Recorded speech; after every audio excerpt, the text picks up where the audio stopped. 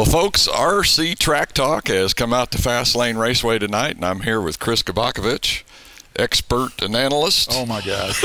Oh, boy. And what we're here for tonight is we wanted to talk about the 1/10 slider. We've both been racing these out here for a couple of weeks and feel like maybe we've got a little better feel on what to say about the sliders. Losi came out with these, what, Chris, 6-9 months ago? About 6 months ago, yeah. And they were they sort of just threw them out there one day. There was not a lot of hullabaloo about this or anything. It was like, well, one day look at those sliders out there. So it was nice to see them, and I got the call to do the road test for RC Driver. So that test appeared in the, I believe it's the March issue of Driver. And I tested the vehicle right out here on carpet, not in its natural environment, but nonetheless a real good, fun place to race. All right. Okay, so let's kind of cover some of the things that we've had to do with these since we've been racing them. And I never will forget the very first night I came out, the first thing I had to do was adjust the tension on the tightness for the servo saver. I mean, about the third lap, why it was boom right into the wall.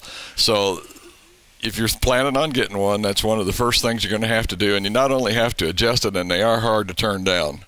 I think I ended up actually having to get a screwdriver and kind of pry it around. A little bit of it was hard to get around, and then after I got it around, I went ahead and daubed some Loctite on it, which I thought, well, that's not the way you're supposed to use Loctite, but I used it that way anyway, and as a result, it seems to have worked. So. I was going to say, the first time I tightened mine down, I think 2 or 3 races later it came loose and I was hitting the wall again. So you definitely have to Loctite down the adjustment on the servo saver. That's one of the first things. Next, I think what's been a big... Okay, yeah, this has been the one. The second thing has been something that I think pretty much universally up to about 30 to 45 days ago, I think everybody was experiencing this, and that was the incidents with the speed controls. The speed controls that came with these cars, and the folks at Losi and the folks at Horizon Hobby know all about it. You know, the basic bottom line is it just wasn't a good speed control. Yeah. So barely heavy enough to cover the motor that's in there, let alone something else or a lipo.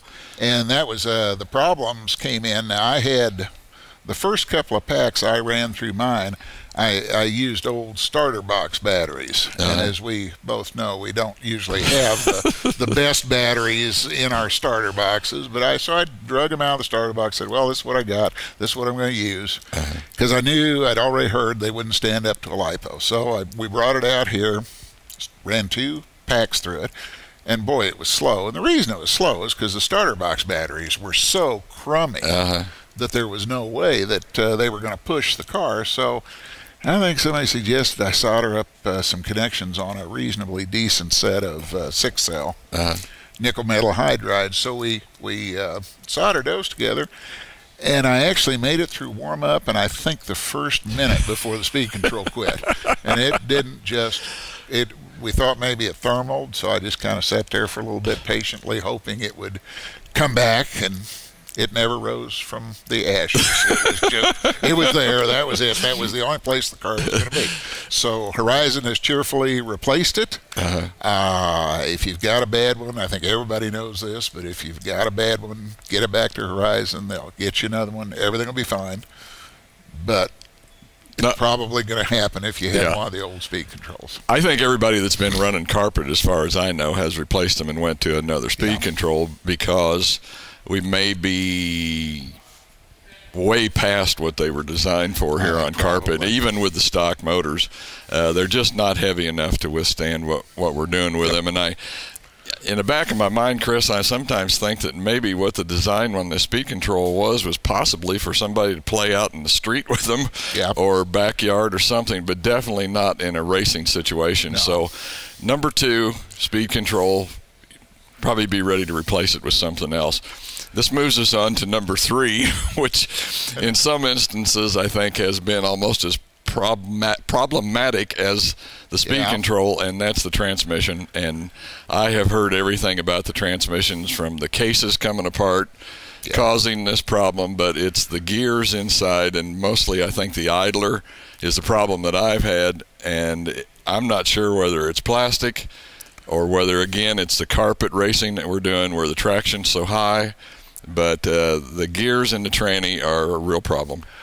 I think we're doing it to ourselves. I really do with the on the carpet, because the transmission is okay. It's not a heavy-duty transmission. Let's say that, and then we're putting it in a virtually 100% traction situation. Right. So as a result, it's going to put more strain on the transmission. And then I happen to think all those cute little wheelies we've been doing may have some effect. And maybe we'd want to work with our slippers a little bit on that too. I was going to say, I think I've got mine tightened down pretty good. And yes, mine is.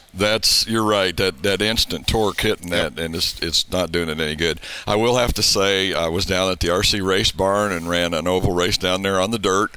And believe it or not, now there was a gentleman down there that was running a 10.5 with his, and told me that he had never had any problems with the tranny. I'll take the man at his word and presume that you're getting a little bit more tire slip. I think you're getting more tire slip on the dirt, and the other part is, what was he using the slipper? Maybe that's where we've had some problems. Maybe we should use the slipper too. I think it's there for a reason. And I sort of had that epiphany this week that maybe that's where we need to go. I was going to say it. Anyway, the gears in the transmission, I know Big Chuck went to an aluminum idler gear. And, of course, he was chewing up after he put the aluminum in, and he was chewing up the diff gear. And my thinking on that is anytime you put that top shaft or that brass gear against the aluminum idler gear, you're going to flake or wear that gear down, and in return, you're probably going to chew the gears. Okay. So. Now, and I find that interesting because we're testing that theory right tonight in my transmission on my car, because a week ago or 2 weeks ago, I put an aluminum gear in it because that's what I had. Okay. So. One other little short thing we might just touch on is the hood. Boy, they are a problem to get in and out of the car. I know we're sounding awful negative here, but I think I'm just trying to... Look at this as being negative. Look at this as the opportunity to be creative. And the best way to do that, I'm going to grab Mike's car here and just kind of rip it into a million pieces. But the best way to do that is to narrow up the hood just a little bit, take about 1/4 of an inch off the outside of the hood, and when you do that, you can drop it. And also, it will make it just 20 times easier. Slides right in. To go ahead and put back on. So. And like you mentioned, I think the night I looked at yours, you told me, you said, well, it also allows a little bit of air to get in there to cool the speed control and any of the electronics that are mounted on the inside of the car. But we might just mention that. Trim the hood, and you'll save yourself a lot of trouble as far as getting in and out of the inside of the car to get to some of the electronic equipment that you might want to make some adjustments on. Chris, the radio, boy, the system on this I thought was really good for just out of the box. Right out of the box, the little radio comes with it is absolutely great. I've never had what I believe to be a radio hit of any kind, and it's comfortable. I mean, my normal radio is a DX3R, which is a full competition radio, but I don't feel the need to run that radio with this car. Yeah. Well, the reason that I changed, I used the original radio to start with, and I was, of course, running 2 cars here, and I wanted to go to a radio that I could run 2 cars with. And to me, the changeover was just about as simple as it could be, no different than any other changeover as far as that system is concerned with. So radio system, got no problems, top notch. Chassis and working parts. As far as I'm concerned, the car is built well. I can't tell you how many times I've either hit the wall or completely rolled out of the track, and everything stayed together. My down the straightaways wheelies and then forget to set the front wheels down so I can turn have proved that this car is just almost beyond durable. It is just great. It's really strong. Stands up really well. Yep. Chris, we're down to 20 seconds real quick. Overall, if you had to rate the car as far as race design, durability, looks, and performance, 1 to 10, what would you give it? I don't think it's a race car. I think it's more of a fun car. We're having fun with ours. I'm going to put it at about an 8. Yeah. Okay, we're going to wrap it up.